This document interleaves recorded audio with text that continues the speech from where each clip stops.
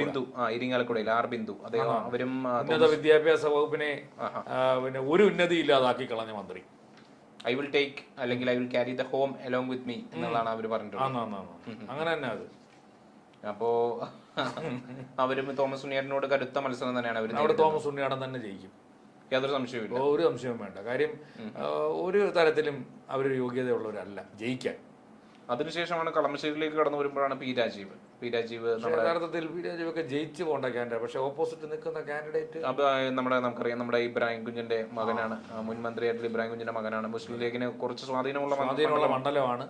പിന്നെ വികസന പ്രവർത്തനങ്ങളും വ്യാവസായിക നേട്ടങ്ങളും ഒക്കെ നിരത്തിക്കൊണ്ട് പറയാം. പക്ഷെ പുള്ളി വ്യാവസായിക നേട്ടം എന്ന് പറയുമ്പോൾ പുള്ളി ഇരിക്കുമ്പോൾ തന്നെയാണ് കിറ്റക് സാബു ഈ സംസ്ഥാനം വിടുന്നത്. 2020 പാർട്ടിയിലേക്ക് പിന്നെ വന്നതും പാർട്ടിയിലേക്ക് കയറുന്നതും എല്ലാം പുള്ളിയായിട്ട് ഉണ്ടാക്കിയതാണല്ലോ 2020. പക്ഷേ പുള്ളിയെ ഇവിടുന്ന് ഓടിച്ചതിൻ്റെ പ്രധാന വ്യവസായ വകുപ്പാണെന്നാണ് പുള്ളി പറയുന്നത്.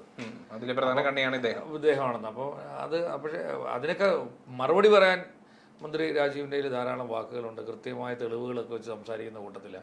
പുള്ളി യഥാർത്ഥത്തിൽ അവിടെ ജയിച്ചു പോകേണ്ടതാണ്. പക്ഷേ നമുക്കറിയാം, തോൽക്കുന്ന പട്ടികയിലേക്കാണ് നീങ്ങുന്നത്. ഇബ്രാഹിം കുഞ്ഞിന്റെ ഒരു സ്വാധീനവും അദ്ദേഹത്തിന്റെ ഒരു സഹതാപ തരംഗവും ഒക്കെ അദ്ദേഹത്തിന്റെ മകനെ വിജയിപ്പിക്കാനല്ലേ ചാൻസ് ഉള്ളത് കളമശ്ശേരി മണ്ഡലം. അത് അങ്ങനെ സംഭവിച്ചാൽ പിന്നെ UDF തരംഗം വന്നാൽ ഇനിയിപ്പോ ദിവസങ്ങളല്ലേ എണ്ണിയാലുള്ളൂ.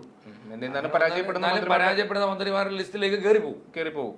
പിന്നെ അടുത്തതായിട്ട് നമ്മൾ പരിശോധിക്കുന്നത് നമുക്കറിയാം ഏറ്റുമാനൂർ VN വാസവനും ശക്തമായിട്ടുള്ള മത്സരമാണ് നേരിടുന്നത്. നാട്ടകം സുരേഷാണ് എതിരാളി. അപ്പോൾ ശക്തമായിട്ടുള്ള മത്സരമാണ്. തീർച്ചയായിട്ടും കേരളത്തിലെ കോപ്പറേറ്റീവ് പ്രസ്ഥാനത്തിനെ കൊണ്ടുവന്ന് ഈ രണ്ട്, അതായത് സ്വർണ്ണക്കൊള്ളയൊക്കെ അന്വേഷിച്ചതാണല്ലോ.